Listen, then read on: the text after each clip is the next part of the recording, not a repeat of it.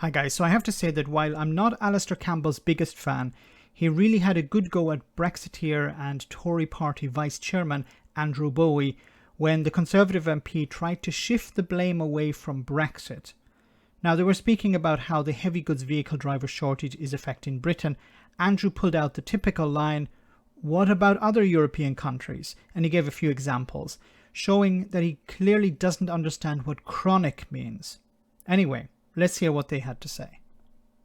Well, there are many reasons for the shortage in workers in the country that we're seeing right now, not least the coronavirus pandemic, not least because people have been retiring, and because, for example, in the HGV driver sector, there has been no testing going on for a large proportion of the year and a half that we were locked down, and so there's no young drivers coming in to sort of fill the gap left by people who are retired. But I mean, Alistair's going to come. I can predict what Alistair's going to tell us. Say the B word. Alice is going to tell us it's all because of Brexit. But if it's all because of Brexit, why are there shortages in France and Italy and Poland and the United? Okay, so why are there shortages in Italy, Poland, France, wherever? Well, first of all, there are shortages of heavy goods vehicle drivers. There aren't shortages of people to pick fruit, or to work in supermarkets, or work in meat processing plants, or to work in hotels. There isn't a shortage for those. There's a shortage of heavy goods vehicle drivers, yes, in Poland, in France, in Italy, in Germany. But this is a problem that is chronic. This is a problem that has been going on for many years, decades even. It's also affecting Britain. But the difference between France, Germany, and Britain is that they didn't decide to make the situation worse. Britain did. Brexiteers wanted the situation worse. So you can't really use countries like France, Germany, or whatever as an example, because they're not trying to make the situation worse. You are. And they're able to reach out to other countries, particularly in Eastern Europe, to find new drivers. But you've closed the door to those people. United States of America. They haven't left the European Union. The United States wasn't even in the European Union, and they're still facing labour shortages. The government understands there's an issue. We're taking action to address that issue, and we're going to be working with business and industry very closely to make sure that we come up with the solutions necessary to make sure we don't continue that shortage. But it's not because of Brexit. Oh, Alastair. Well, it is not 100% because of Brexit, but it is to a large extent because of Brexit. And also, this idea, I've just had a holiday in France. I didn't see any empty supermarket shelves there. I didn't meet any unemployed lorry drivers.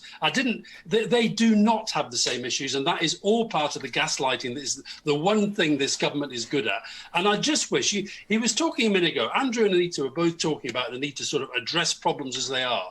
Can we please get in the real world and at least accept that many of the difficult challenges we are facing at the moment are in part, and in this case in large part, related to the unforeseen by him consequences of Brexit. At least we can then start to have an honest debate. But while we're living in this complete la-la land, where these empty shelves and the pigs that we're about to destroy, this government that promised greater standards for animal welfare, and the problems that we're seeing at Nando's and KFC and the Co-op, that they have nothing to do with Brexit and HGV drivers going back to the European Union, is complete fantasy. So get in the real world and have a real discussion about it. But they can't, because that would undermine Brexit. They start off from the position that Brexit is perfect. Now, I'm pretty sure that many Tory MPs, even people who supporting Brexit at the moment officially, understand reality. They understand that Brexit is to blame. But they've been instructed, if they want to maintain a career within the Conservative Party, that they must support Brexit. Boris Johnson, when he took over, kicked out the people who were critical of Brexit. You know, even people like Liz Truss, who used to be a Remainer. I uploaded a video some weeks ago where she was criticising the idea of leaving the European Union. Back in 2015, I think it was. Now she's a Brexiteer. Because she understood which way the wind was blowing.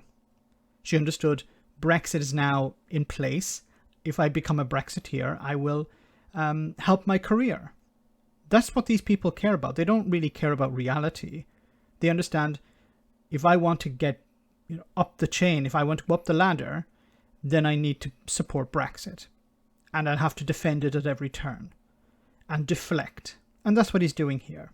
I'm pretty sure that Andrew understands reality, understands that the reason why there's a heavy goods vehicle driver shortage is twofold.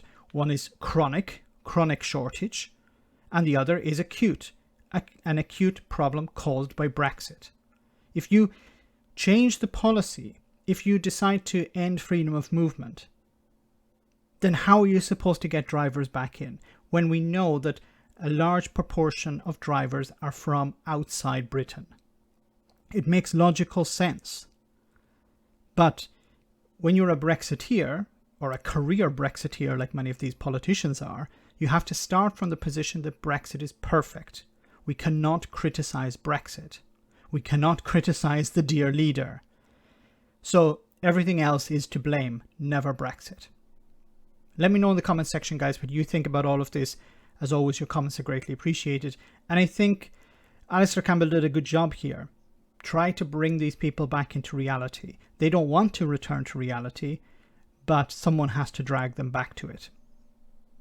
I want to say a big thank you to all of my patrons. You ensure that this channel continues to exist. I'm eternally grateful for all of your support. If you join Patreon, you will receive instant access to our Discord server, where we have both audio and video chats. You can chat with me and other patrons, where we discuss important and non-important issues.